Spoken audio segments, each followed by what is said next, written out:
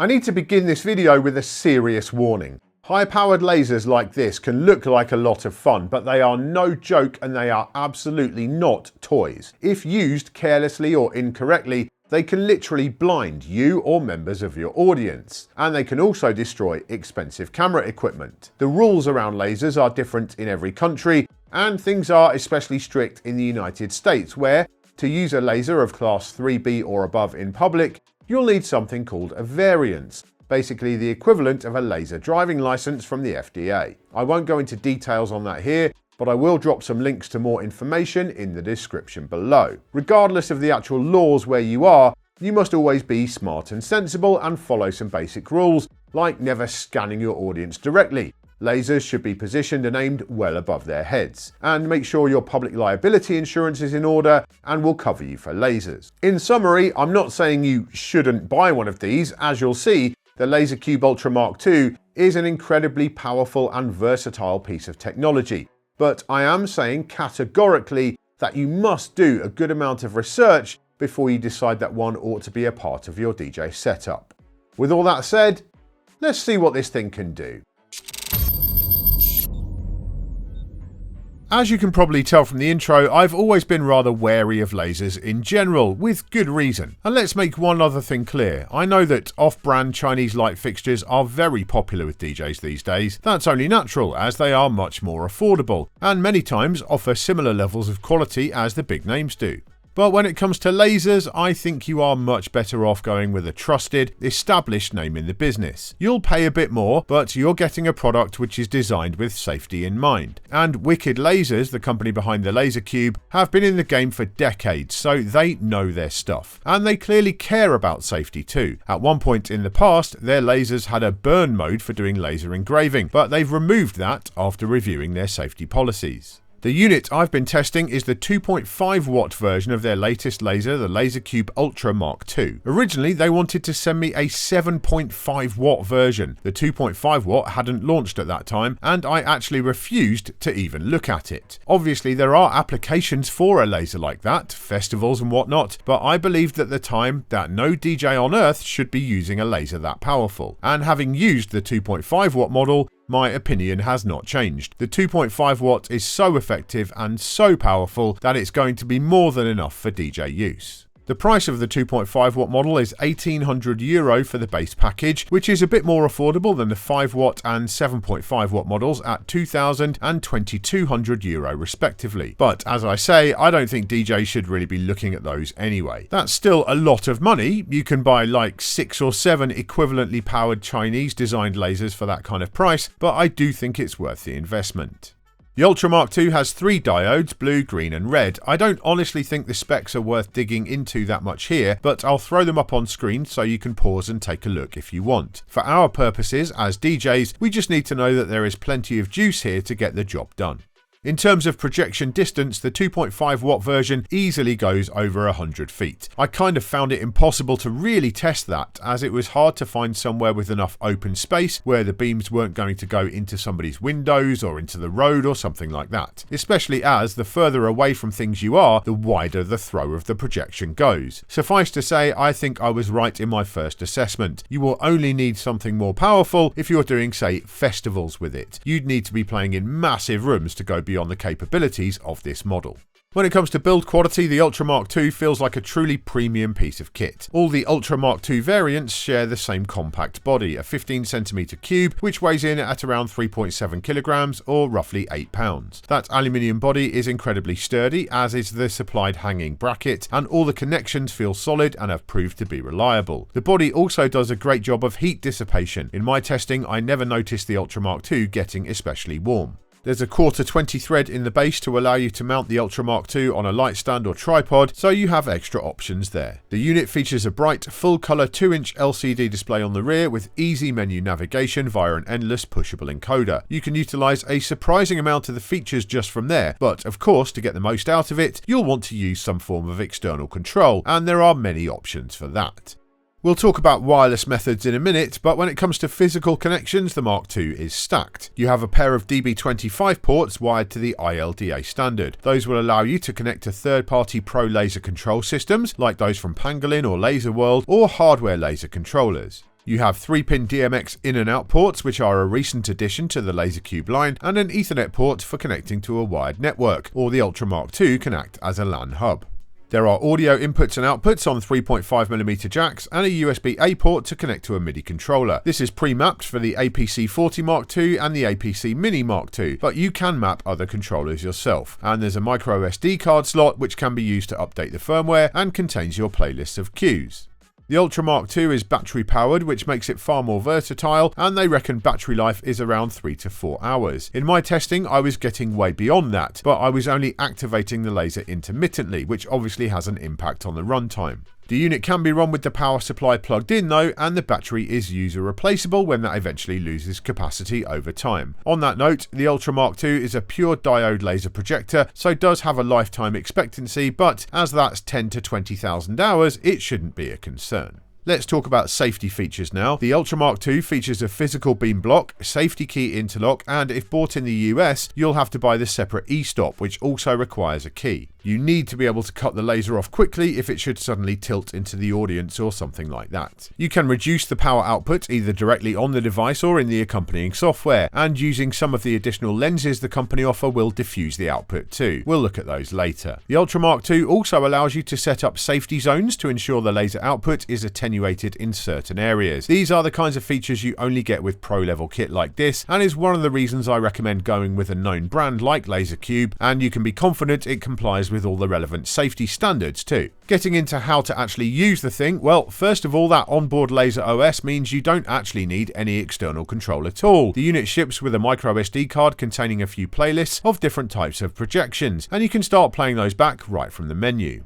We'll skip over the ILDA control, that's not within the scope of this review, and go straight from there to DMX. The Ultra Mark II has a 16-channel DMX mode, which allows you again to load up cues from a playlist and change a few different parameters. I got this hooked up to SoundSwitch without issue. The developers added the fixture profile in there for me, and so I was able to activate the laser during performances as I would any other light. In my case, I used it with static looks rather than adding it to auto loops or scripted tracks, but there's nothing to stop you doing that if you like via attribute cues. If you're using ArtNet as well as or instead of DMX, the Ultra Mark II supports that too via the Ethernet jack. But I suspect the main way that most people will be using the Ultra Mark II is via the LaserOS software. This is available for Windows and Mac as well as iOS and Android, and it mostly operates the same on all platforms, but there are a few features like the Beam Creator which you'll have to use on a computer, then export the results to mobile. To connect to the software you have multiple options. The unit can act as a Wi-Fi or LAN server, so you can connect to it wired or wirelessly, and also as a Wi-Fi or LAN client. In my testing I mostly ended up using it as a Wi-Fi server and connecting my iPad directly to it that way. The Ultra Mark II comes with a massive external antenna to help with signal in areas where there is lots of Wi-Fi congestion, and that definitely helps. It's when using the LaserOS software that you really start to get a feel for what the Ultra Mark II can actually do. So let's take a look at how that works. So now I'm going to run you through the LaserOS software on Mac. I'm not going to go into all of the details, I'm just going to give you a flavour of what this thing can do. I'm connected to the Lasercube via a LAN cable. I've got it running as a LAN server. There is no haze in the room. We are just running projections only, so you're not going to see the beams or anything like that here right now. I want to really demonstrate the projection side of things. We've got loads of settings to dig into. We have the quick settings on the left here. I'm running it at 50% power, which is more than enough in this room. We've got the zoom. It's zoomed in really small here. And then there's loads more settings to dig into. So the projector setup, you've got the image settings, color balance, the safety zones, all that kind of important stuff. Audio settings, the speed control, you can go BPM, manual or Ableton Link, MIDI controls, color adjustments, colorize, various tools for changing around the mirrors, etc. And then we've got the general settings. So lots to dig into. I'm not going to go into everything in this app because we would be here all day, and there is quite a bit in here, to be honest, that as a DJ I've not really got any interest in. So, you know, you might want to look at other videos perhaps for some of that other stuff. I'm not going to get into things like the E-drums and all that kind of stuff. We're just really looking at how I would use this as, you know, an event DJ, a mobile DJ, that sort of thing. So let's turn this on. We are in the abstracts set right now. We've got various adjustments we can do to color, the different elements, so we can change the geometry. You can see I'm changing the sliders and things change on the screen, rotate, etc. Gives you an idea of the kind of control you have over the various elements here. And we get into visualizers. This is where it gets really fun. So no pattern, then we go atomic. This one's cool. Hypnotic lines, rotating circles, spectrum wave, symmetry. And I like you've got the preview on the screen as well. So if you don't, you know, have the clearest view of what you're actually doing. So this one is symmetry fire. I think I've done that one too small. That's the thing, the size adjustments aren't always going to work for everything. There is spectrum flower is really cool. So lots of kind of visualizers there. And then we get into, I like the Hydra. I think that's super dope. Really like that. And again, you can see like this is just projecting onto the wall with no haze. This is what you're getting with no haze. And you know, I just always thought of these things as haze only kind of devices, but actually, yeah, this projection stuff is really neat. Got these dancers, there's loads of dancers here. So we can do, let's do cheerleader dance. There we go. Dancer 1, contemporary dancer. And these in the settings are colorized by default.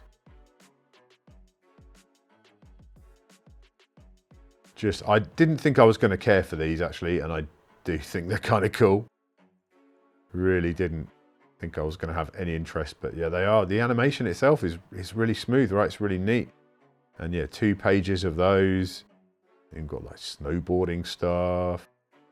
It's clever. It's clever. Right, animations. Here we go. So there are a bunch of different animations, tons and tons of them. Patrick's evil stare, for example. Popcorn. Hand playing a piano.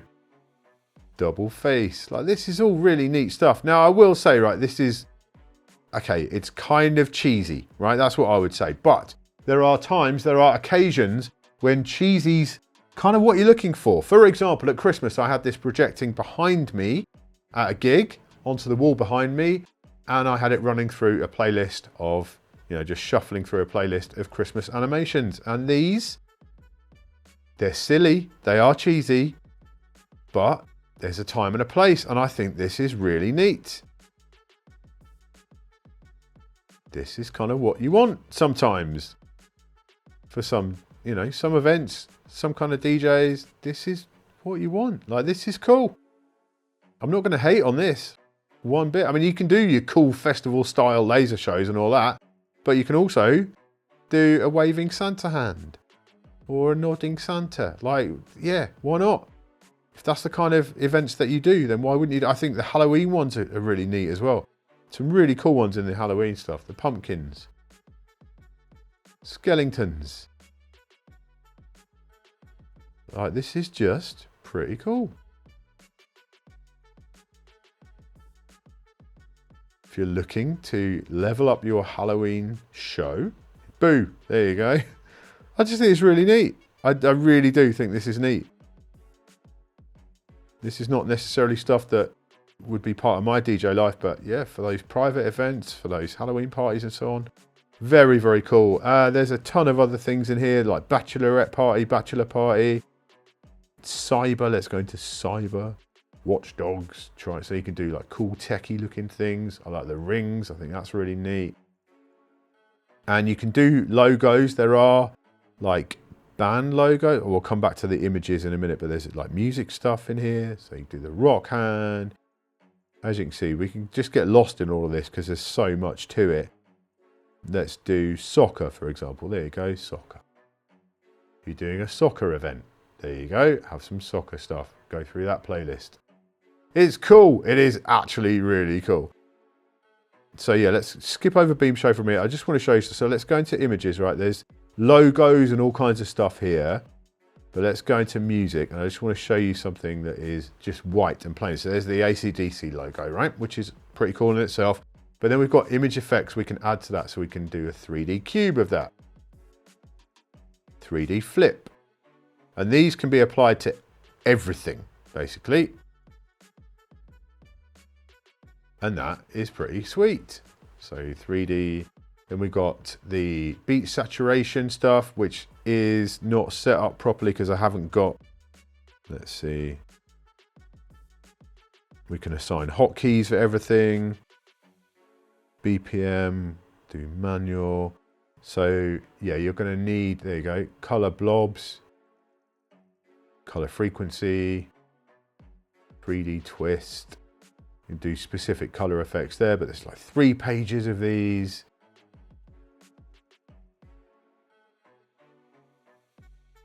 And some of these are going to work better than others with different things, but I just wanted to show you this with the white. And we can adjust various parameters for this, as you can see. So I'm now adjusting parameters over on the left-hand side. And yeah, it's neat. Intensity of the effect. You can add on or off. Yeah, very, very cool. So let's go back to no effect and just make sure that's all off. There we go. So no effects are applied now. There's the deadmau5 logo, Elvis, Nirvana, Kiss. There's like logos in here for brands. So got the actual LaserDoc one. We've got NBA logo, Mercedes, Air Jordan, AMD, Apple. And you can go in and you can actually add in your own logos. Now, I have no skills whatsoever with things like Illustrator, so I've not managed to get that in properly at all. And I don't know how this is looking on camera. Here it is incredibly solid. That Apple logo is just a solid logo. There's no flickering, there's no anything like that. I can't really tell from the camera whether that's seeing that completely clean, but I can tell you to my eyes here, that is completely solid. Not, flickering or doing anything untoward at all, just solid, right? So that is very cool. Let's go, there's the logo there. Got moving logos and so on as well, Chicago Bulls. Yeah, just solid, reliable. This section I'm going to skip. Games, I don't really get it. I don't know what the point is of this.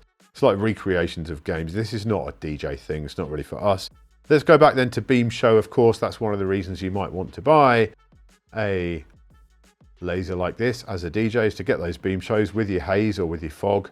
And yeah, these are neat. Very cool. There's a whole bunch of them again.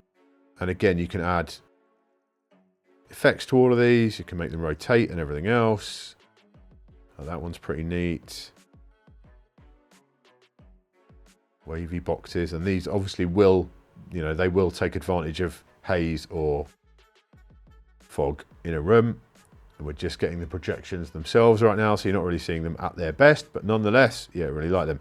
So we've done images. Yeah, we've got loads of different images, flags and all kinds of stuff in there as well. So we go and do like the US flag, there you go. Or the, let's do El Salvador flag, all of this. Congo, like just tons of different ones there. Playlists, we go clocks. In fact, before we get there are various clocks you can have on the wall and project those. Playlists, so we can create our own playlists. I don't have mine on this computer, but I did build a Mojaxx playlist out of a bunch of different beams that I wanted. Demo beams there's one there.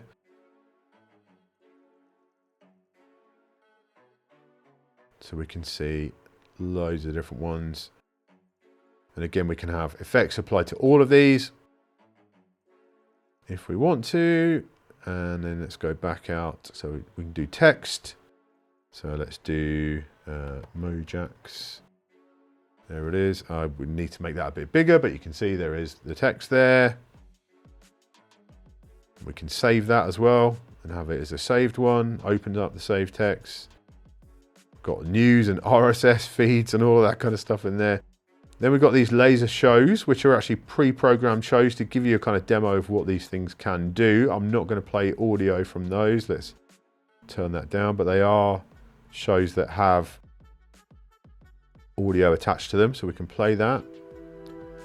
Just going to turn the audio down, but this will give you an idea of what you can do with a show. You can actually build a show yourself with a timeline feature. They've got really good demos actually on, there is the timeline display. There's a really good demo on the Lasercube channel on YouTube where they actually put together a timeline and show you what they do with that. Then we can draw, so let's draw something, here we go. My drawing skills are unparalleled, there we are, magic. So we can create, do lines and ellipses and all that kind of stuff to build our own thing there. Let's come out of there. Beam creator. This is where you can actually put together your own beam collection. So we go horizontal beams and we can go with just the width and the color. So single color, let's make them red. And then we can add on effects to that. So let's make them do a position. Can adjust that there. And I built some of these for myself and they're actually really neat. Rotation, movement. Let's add in, so vertical start and end. Let's go horizontal to the start and to the end. So start and end position. Here we go. And we can always repeat. And now we can see we've got a movement there on this. So this is how you build your own beam shows within the software. Let's add another lot. Let's add in some simple shapes. Let's do that. So just to give you an idea. So there's a circle. And let's add an effect to that. So we'll go for a movement one. No, we need a position one. No, it is a movement one, my bad. Vertical start and end, always repeat. And let's adjust the start and the end position. So now you can see that one's moving and that one's moving. There's one other section I didn't look at, which is the oscilloscope. I've got that playing now. These are incredibly bright for some reason. And again, these have got audio attached to them, which I'm not going to play. Or in fact, let's turn that up a bit. We can, because it's just oscilloscope.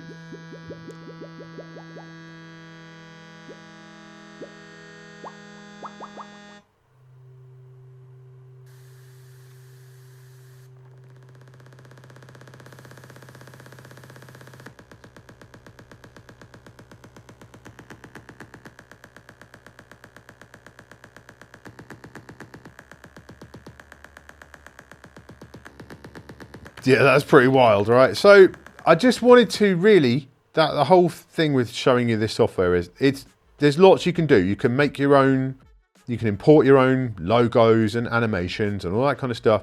You can create stuff on the fly. You can actually draw, so you can do projection mapping and stuff onto buildings and all that kind of thing. But I think the thing I want to get across to you is that, yeah, it's not just a beam machine. It is capable of doing a lot of projections, and that is pretty cool. And they have loads of great ones built right into the software here. And for me, I think that's kind of neat. It has taken this to and made it a different kind of device than what I thought it was. You know, it definitely, I just thought of it as, yeah, reach for the lasers and all that, but actually no, there is a lot more to it. There's New Year stuff going right up to 2030. There you go. So New Year 2030, we are prepared. And they do update these on a regular, you know, when they do the software updates, they do update this stuff as well. And I just think overall, yeah, this is, there you go. I'm ready for 2029. Are you ready for 2029? Because, yeah, LaserOS definitely is. Before we wrap up, let's go over the accessories that are offered for the Ultra Mark II. There are a lot of them, and if you bought them all, you'd be close to adding another €1,000 to the cost, but I don't think they're all close to being essential for DJ use. The basic solo pack comes with the Lasercube power supply, an Ethernet cable, USB-C to Ethernet adapter, a safety loop for when hanging the unit, and spare interlock keys. That's all stored in an excellent EVA case, which has a custom foam insert, and there's enough space in there to hold most of the optional accessories too. Looking at those, well, firstly, they offer a rain cover, thoroughly recommended for outdoor use, and the aforementioned e-stop kit. I think both of those are essential additions, even if you don't legally need the e-stop.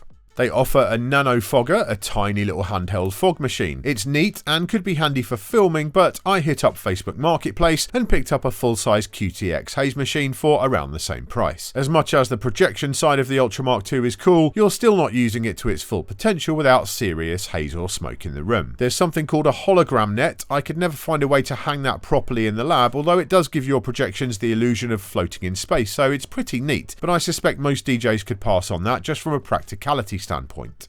And then finally we get to the optics kits, basically a bunch of different lenses you can attach to the front of the Lasercube. These are a mixed bag, offering a variety of diffusion and pattern type effects. How useful they are depends on what you're trying to achieve with what you're projecting. Some just make things look different, some reduce the power, and others adjust the sizing of the projection. My favourite is the burst one, which kind of duplicates the projection many times over a wide area. And there is the larger expander lens, which could be handy in a short throw situation or if you need to cover a very wide room. My suggestion would be to check out the Wicked Lasers YouTube channel, where they have demos of all these lenses. Overall, as much as I can give or take some of these accessories, I do appreciate that they exist. It's just another aspect of the Lasercube ecosystem which tells you this is the focus of this company. They aren't going out selling uplights or moving heads, they do lasers. And they do them very well.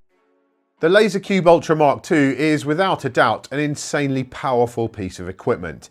Yes, there are safety concerns with any laser product of this nature, but if you take the time to ensure you're using it safely and legally, it does offer a huge amount of functionality which could truly enhance a DJ's performance. The biggest surprise for me was just how much you can do with it as a projector, not just a beam machine. That's how I've always thought of lasers in the past really, which in my mind made them even more niche, as you always would need haze or smoke to get anything out of beams. But the potential for using the Ultra MK2 to project animations, logos, or just pretty patterns onto a surface really does level up the use cases for the product in my opinion. As I said at the start of the video, this is a premium laser. There are options on the market which are far more affordable for a similar output power.